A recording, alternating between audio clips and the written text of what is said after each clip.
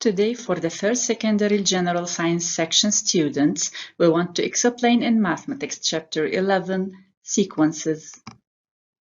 By the end of this session, you'll be able to apply the principle of reasoning by induction, study the convergence and divergence of a sequence, as well as calculate the limit of a sequence.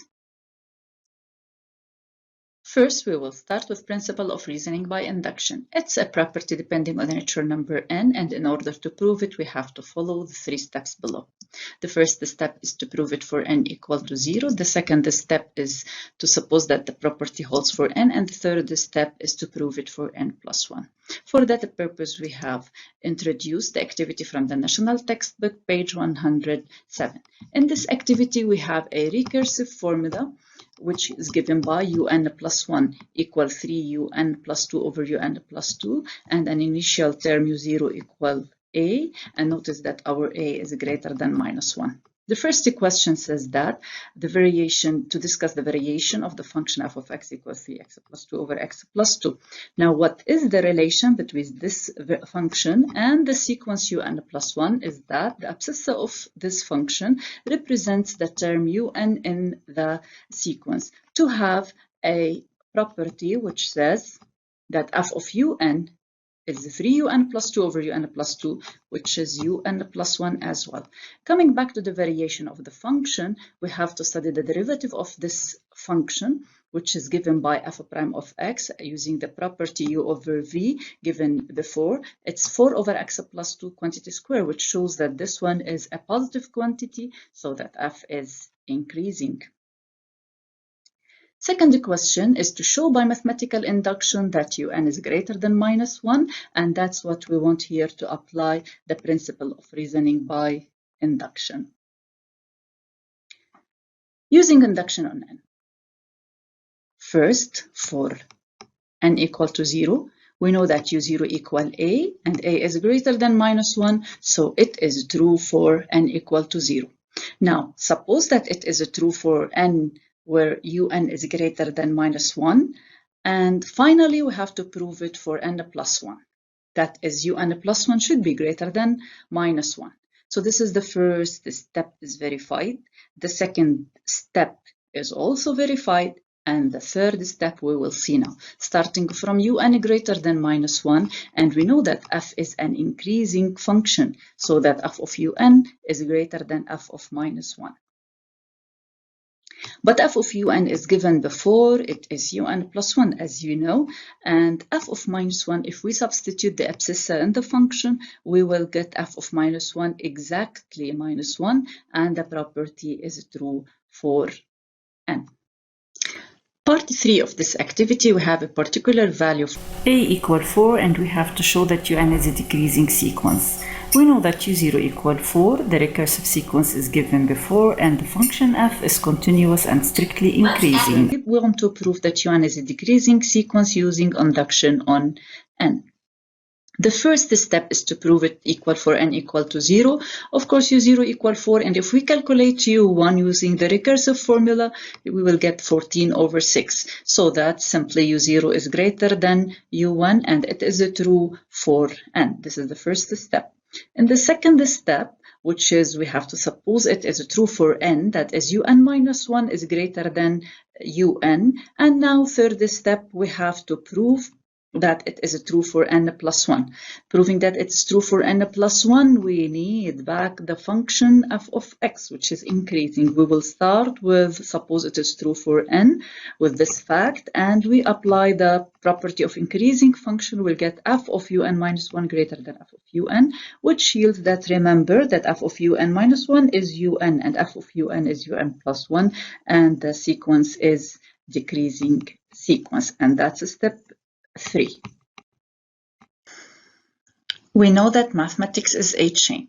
Here, two particular sequences that you took last year in grade 11 and you have to keep in mind. The first one is the arithmetic sequence with a common difference d, and it has 3 main properties. First, the relation between two consecutive terms, un plus 1 and un, and the second is a relation between any two terms, and the third one is the sum of the first n consecutive terms.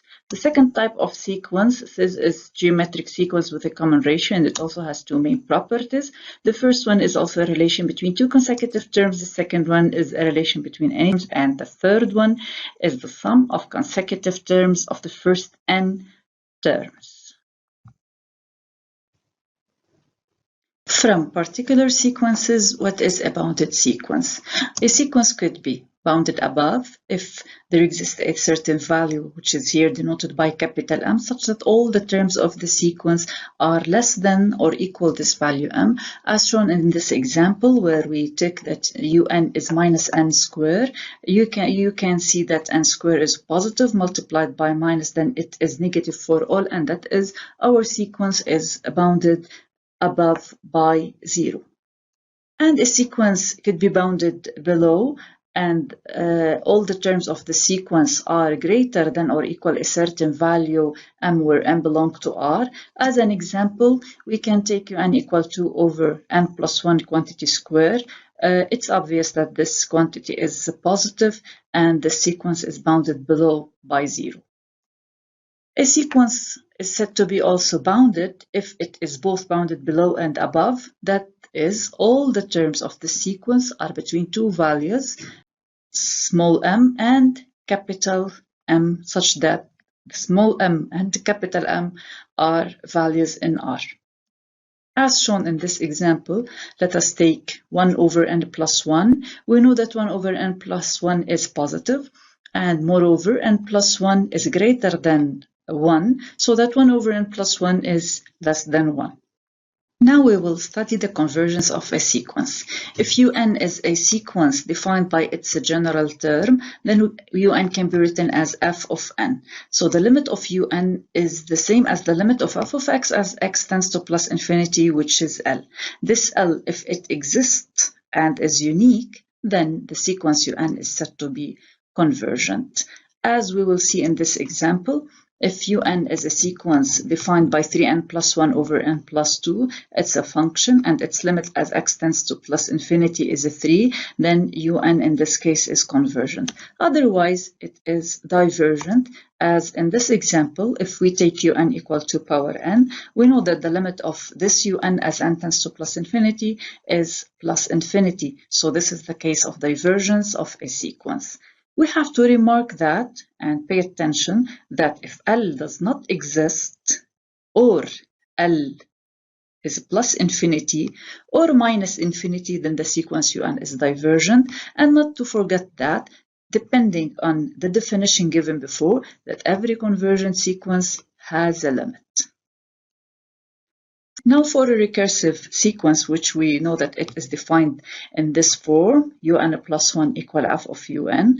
If the sequence un converges to a number L, and in the case f is continuous, then the limit of un plus 1 equal f of limit of un as n tends to plus infinity. That is L equal f of L. Some properties for a sequence to be convergent: that if it is increasing and bounded above, then it is convergent, but the value a, which is the upper bound, might not be the limit for which the sequence converge. And also, if any decreasing sequence, and if it is bounded below, then it is convergent, but this lower bound b not necessarily to be the limit L, but it is very important that L should be greater than or equal b. A convergent sequence for sure is bounded, but the converse may not be true. Let us see what will happen in this example. For example, if we take un equal minus 1 power n, and we know that un takes its values between minus 1 and 1, then here the case where L doesn't exist, it has two values, so the sequence is not convergent. If we have a sequence un that converges to L, then it is obvious that the limit as n tends to plus infinity of un is the same as the limit as n tends to plus infinity of un plus 1. As in this example, if un is 1 over n plus 1, and limit of un is equal to limit of un plus 1, because un plus 1, it is 1 over n plus 2, and it has a 0 limit as n tends to plus infinity. If we have two sequences, un and vn, such that un is greater than or equal vn, here we have lots of cases. If limit of vn is a plus infinity, and we have un greater than or equal to vn, then limit of un is plus infinity. An example to clarify what we have said before: 2n is greater than n, but limit of n is a plus infinity, then limit of un is also plus infinity. If un tends to minus infinity as n tends to plus infinity, then since vn is less than un, then limit of vn tends to minus infinity as well. And this example will also clarify what we have said before. If we have three sequences arranged in this order, vn less than un less than wn, then limit of vn as n tends to plus infinity less than limit of un as n tends to plus infinity less than limit of wn as n tends to plus infinity. And if limit of vn as n tends to plus infinity is equal to limit of wn as n tends to plus infinity, which is equal to a constant number, then since un is included between vn and wn, then its limit is L as well. As an example, we know that sine x is included between -1 and 1 for all x. So sine n over n is included between -1 over n and 1 over n. We know that the limit of -1 over n as n tends to plus infinity is 0, and limit of 1 over n as n tends to plus infinity is also 0. Then the limit of sine n over n as n tends to plus infinity is also 0. Let us do some practice. For practice, there is an exercise here which says that the sequence un is defined by general term, which is radical n squared plus 1. In the first part, we have to choose that our sequence is increasing. Since it is defined by general term, we can focus on a function f of n, which is radical n squared plus 1, and study its variation. And studying its variation shows that this f is increasing, so is un. The second part is determine limit of un as n tends to plus infinity. Of course, it's the limit of f of n as n tends to plus infinity, which is plus infinity. In part 3, we have to deduce that un has no upper bound. If un has an upper bound and it is increasing, as shown here, upper bound and increasing, then it should be convergent. But this is not the case, because the sequence tends to plus infinity as n tends to plus infinity, which contradicts the fact that the sequence un has an upper bound. Then the sequence has no upper bound. For more practice, we will do this exercise, which is given by a recursive formula, u0 equal to 0 initial term, and un plus 1 equal radical un plus 2. The first question is to show that the sequence is increasing and 2 is an upper bound. Here you have to differentiate between recursive formula and sequence given by its general term. Recursive formula, we have to go back to u and use mathematical induction and prove it increasing. It is true for n equal to 0, suppose true for n, and let us prove it for n plus 1. So the first step, u0 equal to 0, u1 is radical 2. It is true for n equal to 0. Second step, we have supposed that un minus 1 less than un. If we get the derivative of the function, 1 over 2 radical x plus 2, which is positive, then f is increasing. And now since f is increasing, and we can put f of un minus 1 less than f of un, which yields that un is less than un plus 1, and it is true for all n. In order to prove that 2 is an upper bound, we also use mathematical induction, and for u0 equal to 0 less than 2, which is true, and suppose it is true for n, and let us prove it for n plus 1. Since it is true for n, then we have un less than 2. As the same as before, f un is less than f of 2. We have to compute f of 2. F of 2 is radical 2 plus 2, which is 2, and therefore 2 is an upper bound. Second part of this question, we have to deduce that un is convergent, and you have to determine its limit.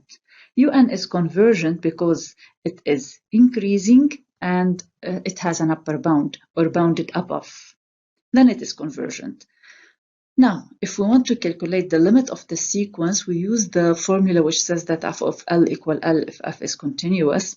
And here, L, which is UN plus 1, equal to radical L plus 2, which yields that L is equal to 2, which is an accepted value because 2 is an upper bound. For more practice, you can use the national textbook and go to pages 113, 114 and solve exercises 1, 4, 6, 8, 12, 13, 15, and 18. Also, you can go to these links and you will find some examples on sequence.